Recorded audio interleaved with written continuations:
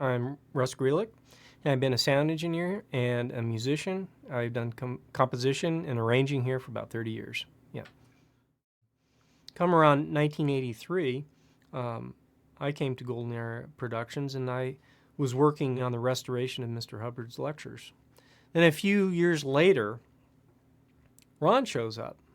And I remember when I first met Ron, like I could not correlate him being Mr. Miscavige's father. It like didn't totally make sense. It was kind of an odd position because Ron was kind of this crass, kind of grumpy old man, and Mr. Miscavige was totally and utterly different. Specifically, our other trumpet player that was in the band, Carl Leach, who was a fabulous trumpet player, and he was actually trying to get Ron to play. Anyway, I was the boss at that time, and Ron came to me and he said, "That's it. I think Carl's trying to like unmock me and just get rid of me, right? And I'm going to talk to Dave about that." And he had told Carl that he was going to do that. He threatened Carl about this, and Carl came and he was like totally and utterly mortified. He says, "Look, I'm just trying to help Ron, get his chops in because he's continually playing out of tune, and now he's saying that he's going to tell Mr. Miscavige that I'm giving him a hard time." And I'm just like, anyway, that never happened, and I took care of business on that, but that was the idea. I mean, I've personally experienced Ron using this con game of the fact that was Mr. Miscavige's father. And a specific time, one time when we went to the Free Winds, which is our religious retreat, it's a ship, and we went in there, and Ron was basically meeting a new steward there, and that steward didn't know who Ron was, and he wasn't getting what he wanted. So he did, wait a second. Do you know who I am? Do you know who I am? I'm Mr. Miscavige's father. Now, I want this, that, and the other thing. And of course the person was like, whoa. Okay, so what is really, really, really messed up about that is that Ron was like the worst trumpet player in the band, and in terms of any position in the organization, he really didn't have anything. And there is no job or post called Mr. Miscavige's father. But he was making this happen, to get the guy to snap to. This whole con game and this whole attempt to extort people and use the fact that Ron was father to Mr. Miscavige was all in Ron's mind. It was a whole game that he was just playing, and he was playing on the fact that staff and so forth respect Mr. Miscavige so much. And so he would take that fact and he'd twist it, and he'd use it to basically make his way through the studio and get a free ride. That's what he was doing.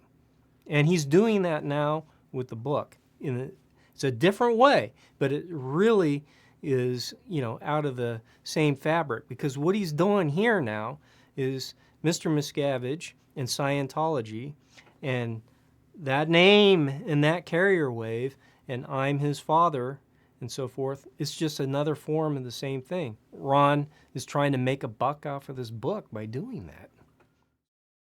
Yeah, these claims on this micromanagement and these unreal deadlines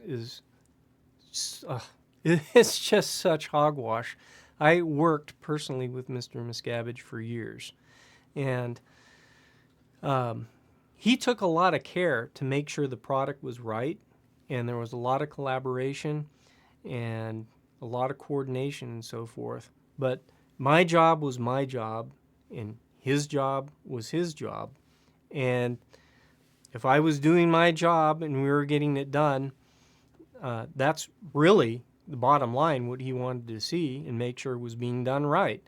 And since my job dealt with Mr. Hubbard's lectures, he definitely was keeping, a careful eye on that. Of course he would. I mean, this is the scriptures of the religion. But, the simplicity of it is I would work out a mix, and I would basically make my evaluation of how that particular lecture needed to be handled and what restoration needed to be done. And I was the one that would propose it to him, and he'd listen, he'd side check it, and he said, yeah, this is good, or, let's try this. That's not micromanagement. That's responsibility.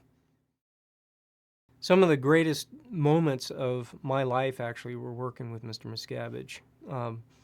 We worked really hard, and we had a lot of projects that we did that meant a lot to me personally and meant a lot to the religion. And that's because a task that I had was the restoration of Mr. Hubbard's lectures. And our religion has all of Mr. Hubbard's lectures recorded on tape. And I had the honor of being able to do the restorations and make them available. Well, Mr. Miscavige oversaw that project. And he took care of making sure that all those lectures that were in harm's way originally were preserved, kept, and then made available to all our parishioners. And the care that he took to make sure that all that was done right, and the correspondence that we had and so forth it's just, there's no words for it, because it was an awesome project. We got it done. And so now you have all of Mr. Hubbard's scriptures, all the technology of Dianetics and Scientology available to anybody in a great form and a great presentation, and it's safe. When we first started that project, at that time, parishioners did not have, for instance, materials, specifically, the tapes and all of the technology that somebody studies when they're in Dianetics and Scientology. And today, all of it's available. It's available, and anybody at all can walk into a church at any time, and they can actually have the legacy of Mr. Hubbard and the Dianetics and Scientology religion in a presentation and a form that's very easy to follow, simple to have, and all of the churches and so forth as well. Basically, what Mr. Miscavige has done is he's taken Mr. Hubbard's vision and the policy and the technology of Dianetics and Scientology and put it there all over the planet, all over the world, so it's available for anyone. And it was not like that before he took it under his wing and took charge and dealt with it. Working with Mr. Miscavige was the best. I'll give you an example. I had a really, really long series of lectures that was going to take a while for production in order to get it done. And he knew this. And he took the care to get all the lines set up and everything ready to go. And we worked on this, and we worked on it really dedicatedly. And day in, day out, and at the end of that project, it was unbelievable. He knew that I really loved music, and I was a member of the band. And I got a brand new special edition tenor saxophone, huge bonus, 3 days off. And it was just great. And that's the way it was working with him. When you had things that needed to get done, you were on it. He was right there with you, and at the end of it, it was a job well done, and it was always, always acknowledged.